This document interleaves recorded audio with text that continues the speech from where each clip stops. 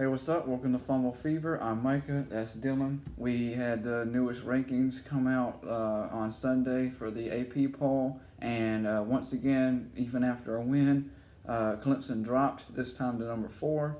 Our new top 3 is Alabama at 1, LSU at 2, and Ohio State at 3. Question for today is going to be: does Clemson deserve this number 4 ranking? No, they don't.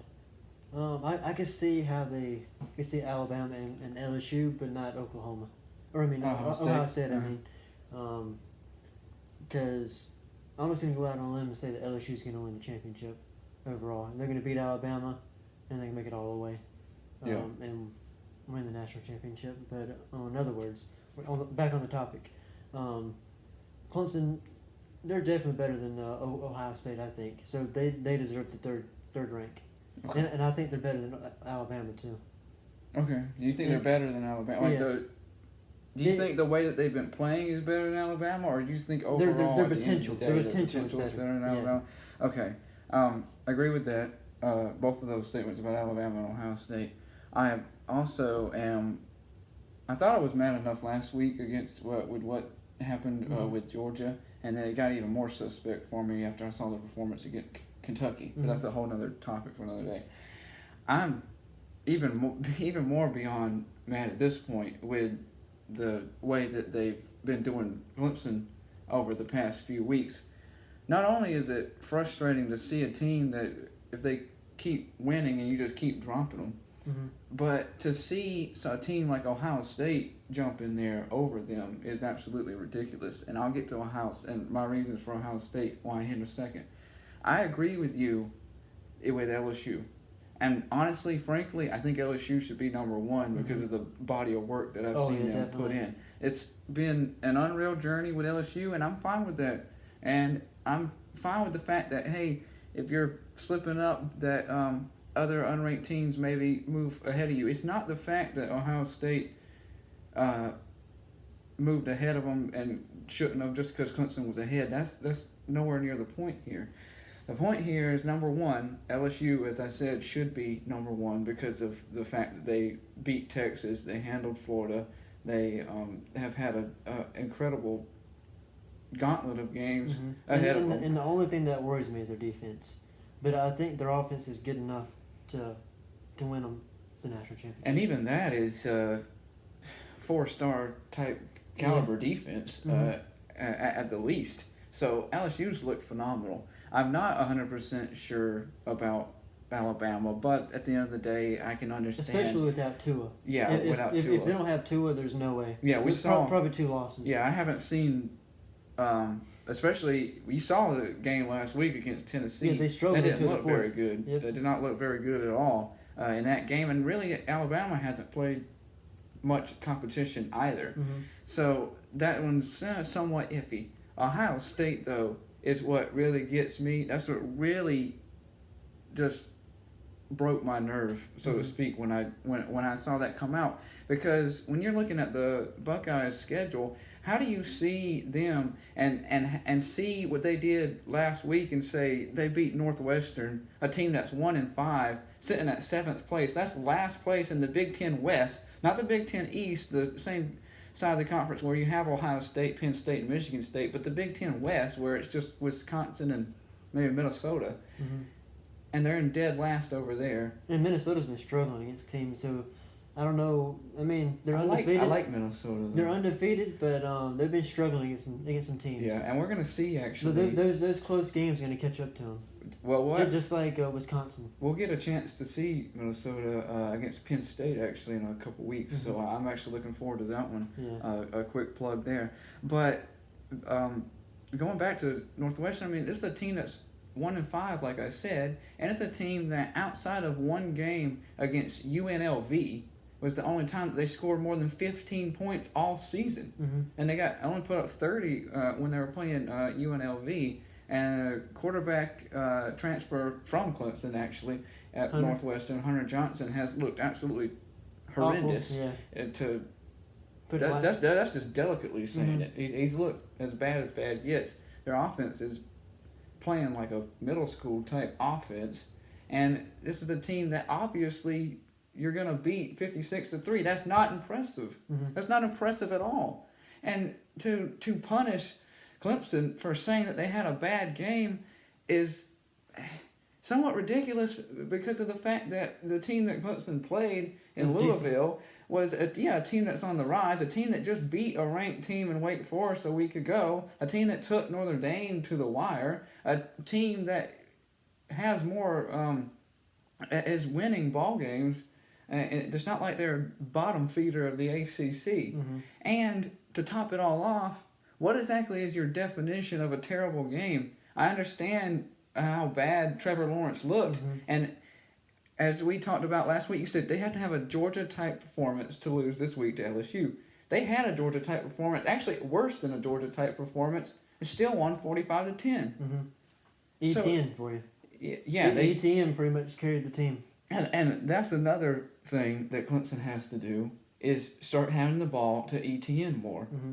And they need to set up those bigger plays. They need to set them up with the run instead of going for these home run derby type throws. That's what Trevor Lawrence is doing when he's fitting. If I can ask you a question, of course. Do you still think Trevor Lawrence is one of the top quarterbacks in the country?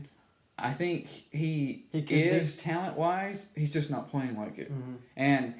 And I've been giving him a pretty long leash so far. But now we're sitting at week 7, week 8, actually week 9, going into week 9, and he's still underperforming. It seems so far like a sophomore slump type of deal. Mm-hmm. And still not. He's still the guy I want on the team. He's still the guy I want leading, just because of the mere fact of his competitive nature. Mm-hmm. But he has underperformed big time, especially from what this kid is actually capable of.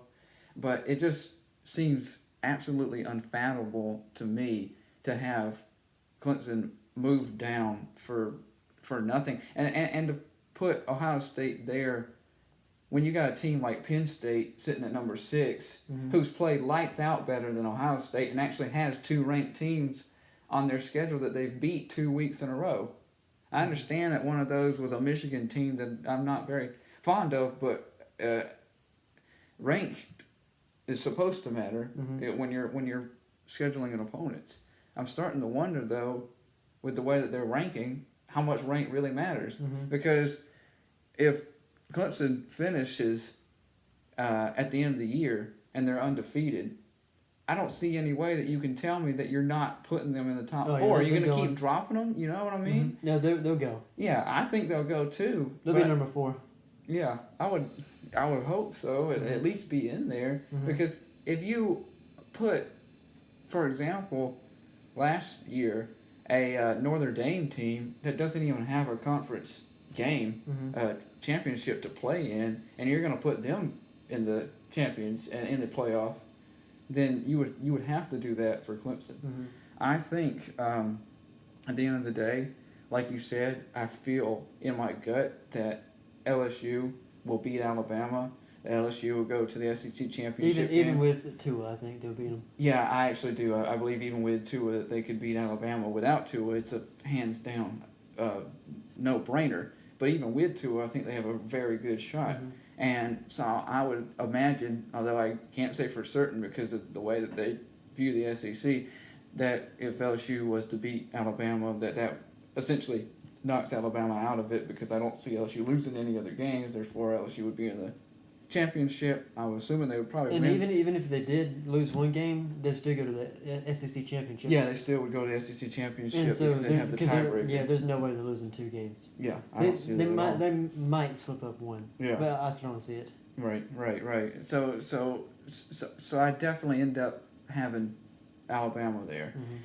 Ohio State's going to play Penn State. That's going to take care of one of those 2 teams. And they play Wisconsin this week too. Yeah, they do play Wisconsin this week. That's going to be a good mm-hmm. game for us to discuss. Even though Wisconsin lost to Illinois, I still think Wisconsin's a good team. Which, how big was that, by the way? Oh, big. It's the biggest huge. Upset this year, pretty much. Yeah, it was one of the biggest upsets in a while. They were 30-point underdogs, so that's insane. It tells you just another reason. That means you got to show up every week. Yeah, you got to show up every week. They were looking ahead to Ohio State. Yeah, which is another it actually brings up another validation to my point that even if you have a lackluster pedestrian game, if you still won the game, then you don't deserve to be discredited for that. Because, in a sense, at the end of the day, is that not what great teams do? Have a really bad game and still beat a team 45-10? I mean, come on, guys.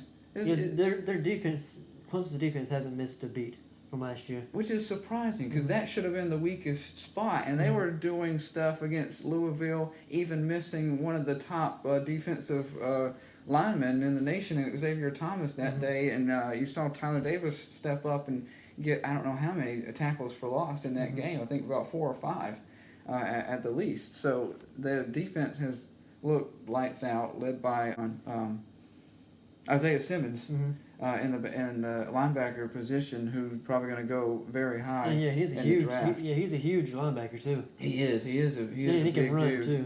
Yeah, that's absolutely right. So they've got enough pieces together to where they deserve to be in the top 4, and it's like, I guess it's right when you thought that everybody was on Clemson's bandwagon, all of a sudden everybody jumps ship, and for what reason, I don't know. If it's for cutting it close with North Carolina, and I think most people are just thinking of Lawrence. If they play Alabama and he throws 2 interceptions, the game is pretty much over because Alabama's going to take advantage of those. I understand that, but turnovers. I mean, and LSU too. Both of those teams. Right. But like I said before, I don't see Alabama beating y'all. Only team that's going to beat y'all is LSU. Okay. Yeah. I mean, yeah. And right now, just like I said, LSU has played better than Clemson has. Quite honestly, if it ain't Ohio State, honestly, I'd say Oklahoma has played better than Clemson has, and Penn State has played better than Clemson has. It's certainly not Ohio State. That just blows my mind. I think that's probably what blows my mind the most is the person that was ahead of Clemson, not even the fact that they dropped, but the person that's there. Why Ohio State? I understand they've put up offense, they've put up numbers, and I can't argue that Justin Fields has not looked phenomenal or that J.K. Dobbins has not looked phenomenal because he has. He's put up sensational numbers. It's not necessarily a big-time diss on Ohio State. It's just the fact that the system seems messed up. Fun little fact that they've never beat a team from South Carolina. Ohio State hasn't? Nope. Yeah, Clemson's undefeated against Ohio State. Yeah, and South Carolina's undefeated against them too. Yeah, so I mean that's an interesting thing, and it's like I actually heard a stat, and I'll have to look it up. I think I'll post it on Twitter. Clemson in general, when it comes to teams such as Ohio State, Notre Dame, Alabama, LSU, all of the big-time schools, has a huge advantage in the win column, a big-time winning record over all of those schools in total, way better than just about any other school outside of Alabama. So a lot of things that you have to factor in when you're making decisions like this.